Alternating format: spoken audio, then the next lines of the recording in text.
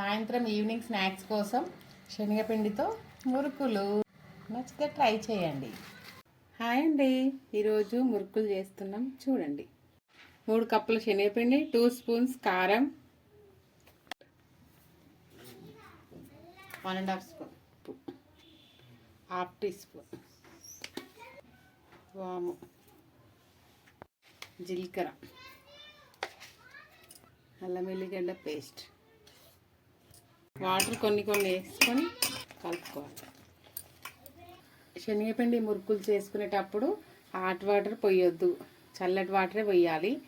ఈ మురుకుల పావు మాత్రం మా అత్తమ్మ కాలం నాడిది, ఇప్పుడు నేను ట్రై చేస్తున్నా కొత్తగా.